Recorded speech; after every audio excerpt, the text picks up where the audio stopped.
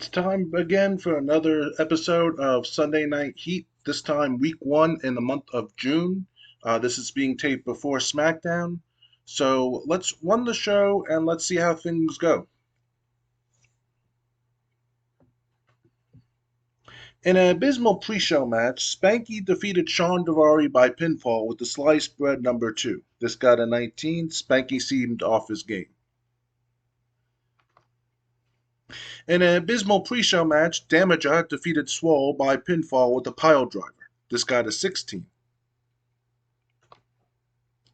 In an abysmal pre-show match, Steve Braley defeated Don Juan by pinfall. This got an 11. Don Juan seemed off his game. There was a lack of flow being noticeable. So D'Lo Brown comes to the ring with Mark Henry walking behind him. And D'Lo goes, "Do you see someone missing?" It turns out Brock Lesnar is not in the building tonight. That's because last week, after Brock found out he doesn't stand a chance in the ring against me, he wanted to get as far away as possible for his safety. I know you will be appearing on SmackDown because you're in the King of the Ring, but after you choke, you better not come back to Sunday Night Heat. Myself and Mark went easy on you, but if you come back, it won't be the same way for the second beating. The theme for Sunday Night Heat plays as Jim Cornette comes down the ramp. And Jim Cornette goes, "D'Lo, are you really that delusional? All these fans saw the only reason you defeated Brock Lesnar was because of your partner getting involved in your match last week. Now, he will not be appearing on Heat tonight because he is preparing for his match in the first round of the King of the Ring on SmackDown. But when he gets back, I know he is going to want to get his hands on both of you. I am going to book that tag team match for next week." D'Lo goes, "You mean a handicap match with us two taking on Brock Lesnar?" And Jim Cornette goes, "No, Brock Lesnar will have a partner." And D'Lo goes, "Who? Brock Lesnar doesn't have any friends, so unless you team with them, no one is going to care about having his back." And Jim Cornette goes, "That is where you are wrong. You seem to have a problem with the new generation of wrestlers coming from HWA and OVW to get a shot on the main stage to show what they can do. So next week, Shelton Benjamin will be coming to join Brock Lesnar to take on you two, and you could show both of them how much you hate or fear the next crop of wrestlers that will be here on Sunday Night Heat. Next week, it's D'Lo Brown and Mark Henry versus the Minnesota Stretching Team, consisting of Brock Lesnar and Shelton Benjamin. So we'll see how superior you are, D'Lo, when the sides are even." Jim Cornette leaves the ring as D'Lo Brown is screaming at Cornette from the ring while Mark Henry's trying to calm D'Lo Brown down. So D'Lo doesn't have the mic skills to be talking as long as he did. He showed signs of struggling. I thought with a script it would be fine. D'Lo benefited from having a hot catchphrase. This was a terrible way to start the show, and this brought the crowd down. It got a 21.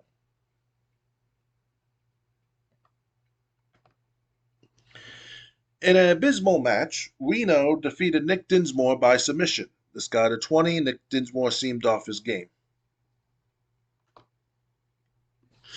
So 3 count come down to the ring. Aaron Courageous goes, "So ever since I turned my back on Spanky, I heard there's some confusion where I stand, and honestly, I caused that confusion, so I felt I would set things right. I told Spanky that I wanted to watch his back because WWF offered me a contract, and on paper, I was a WWF guy. Well, that was a lie. Spanky's boss refuses to see what is in guys like us, so I can't believe everyone thought I was a part of the WWF roster.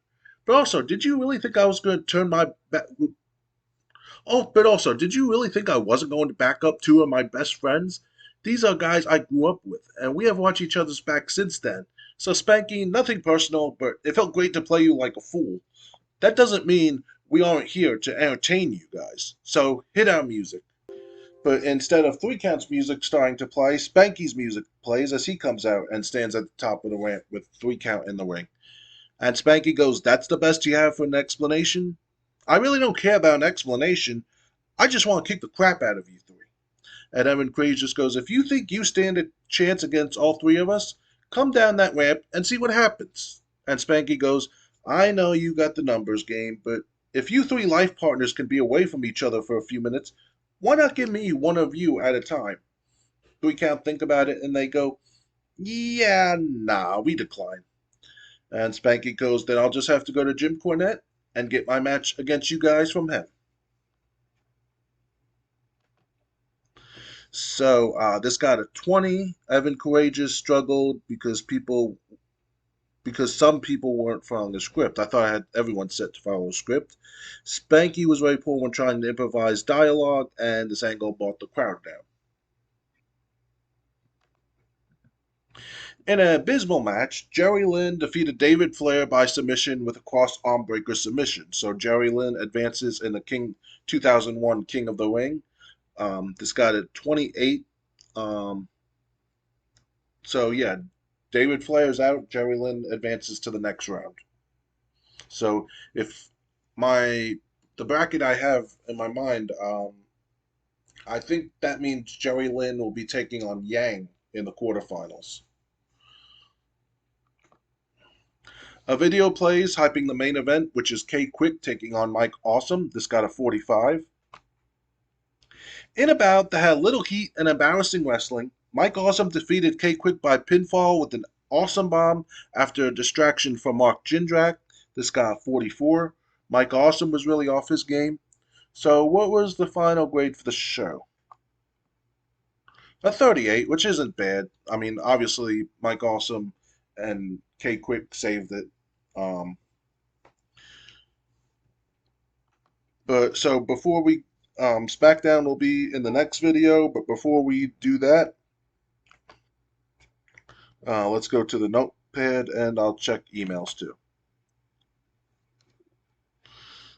Um, Triple H was fined after beating up Bruce Pritchard backstage.